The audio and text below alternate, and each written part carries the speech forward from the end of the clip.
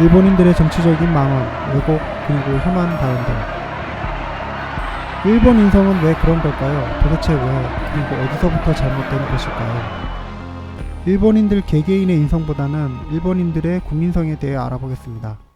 2차 대전 후 독일의 철저한 방상과는 달리 일본은 아나무인 적반하장격의 거짓과 역사 왜곡을 일삼고 있습니다. 피해국 입장에서는 분노가 치밀기도 하고, 다른 한편으로는 저 정도면 수치를 모르는 미친놈들이 아닌가 싶기도 하고요. 물론 양심적인 일본인들이 있긴 하지만 그들의 목소리는 묻히는 경향이 많습니다. 이것 또한 현재의 결과를 알아보려면 과거의 원인을 살펴야 됩니다. 일본은 고대부터 텐노라는 그들의 일왕이 있었지만 독자적인 왕정을 펼친 기간이 매우 짧았습니다.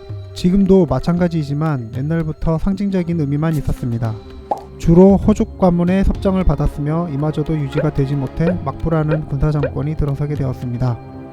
역사 대부분이 막부 시대였으며 숱한 내전으로 얼룩진 나라가 일본이라고 보시면 됩니다. 2차 대전까지도 군벌이 정권을 휘어잡아 동아시아를 쑥대밭을 만들고 급기야 미국에게 원자폭탄을 2발이나 맞게 되죠. 바꾸어 말하면 오랜 전쟁과 공포로 현 일본의 독특한 비양심적인 국민성을 만들었다고 보시면 됩니다.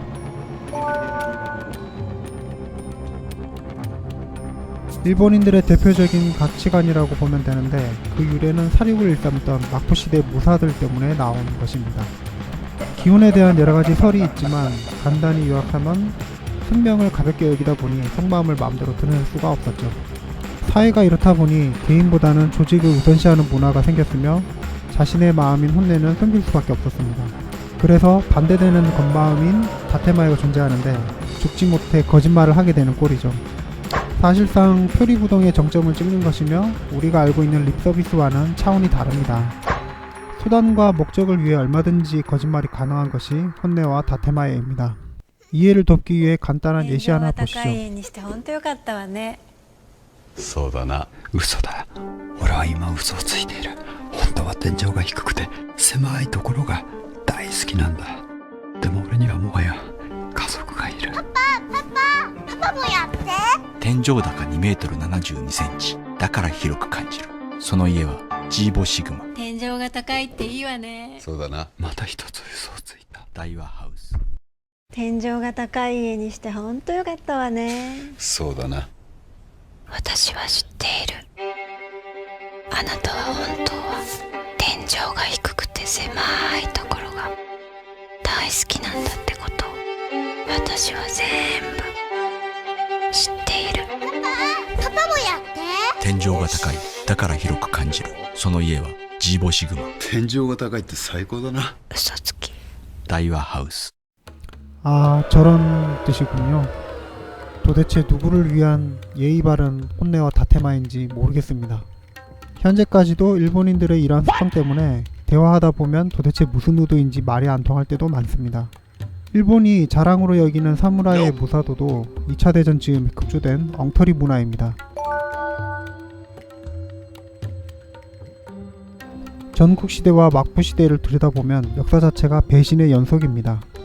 명분이나 대의를 품고 싸우는 게 아닌 생존에 가까운 내전을 계속하다 보니 기회주의자와 배신자가 수도 없이 등장합니다. 오다 노부나가도 미치히데라는 부하에게 역모로 죽었으며 도쿠가와 이에야스도 급박했던 전투 시 동맹군이 기회를 보느라 도와주지 않아서 상당히 고전했던 일화가 전해집니다.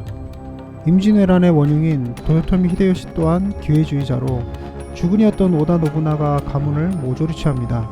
한치도 신용할 구석이 없는 역사가 일본 역사입니다.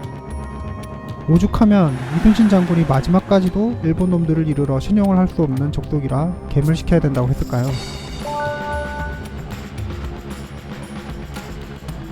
일본에도 성리학이 전해지긴 했지만 발전하지 못했습니다. 조선의 경우 국가 통치 사상이 되었지만 일본은 왕이 다스리는 국가가 아니라 군사정권이 막부정치였기 때문에 그런 것들이 적용되기 어려운 상황이었습니다. 계속된 내전으로 남자 인구가 많이 줄다 보니 자연의 성문화가 정책적으로 문란해졌으며 성폭력은 일상이 되었습니다. 요바이 문화가 만연했으며 다이묘나 영주가 무너지면 백성들 중 남자는 고된 일로 부려지는 노예로 여자는 성노예가 되었습니다. 평화로웠다는 에도 막부 시대에 만행을 금지시키긴 했지만 통제가 제대로 안되는 사회였습니다. 심지어 막대한 세금 때문에 자기 자식을 죽이는 마비키라는 문화도 있었습니다. 더 충격적인 건 요바이와 마비키는 20세기 초까지도 존재했었습니다. 그런 사회에서 무슨 도덕과 양심이 존재할 수 있을까요? 자칫 잘못하면 목숨을 잃는데 말이죠. 2차 대전 때 미국과 일본은 치열하게 싸웠습니다. 그리고 원자폭탄 2방으로 승리를 하게 됩니다. 전쟁에서 미국인들의 피해도 컸고 동아시아 여러 식민지들의 피해가 말할 수 없을 정도였지만 미국은 눈 감아버립니다.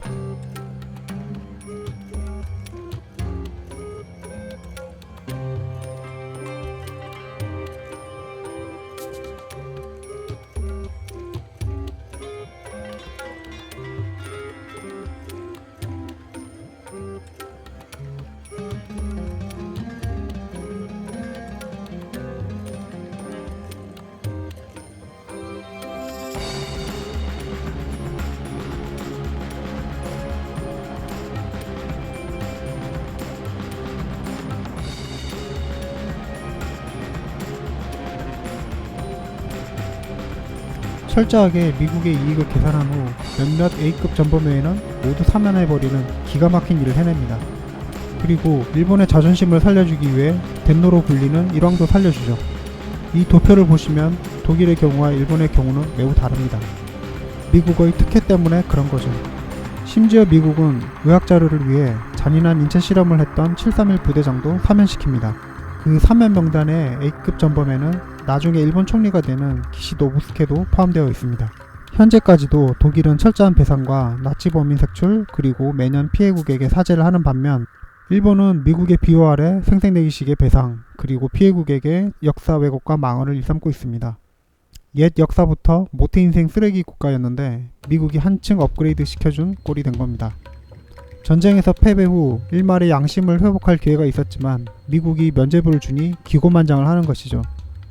강자에게는 약하고 약한 자에게는 잔인할 정도로 강한 것이 일본 근성입니다. 이런 점을 확실히 알고 일본과 상대해야지 우리처럼 정상적인 사고방식으로 일본을 바라보고 뭔가를 기대하면 안 됩니다. 언제든지 우리가 약할 때를 기다려 수단과 방법을 가리지 않고 거짓과 위선으로 우리를 노리는 놈들이 일본입니다.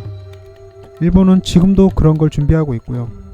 이런 일본인들의 근본을 알고 전략을 세워야 될 것으로 보입니다.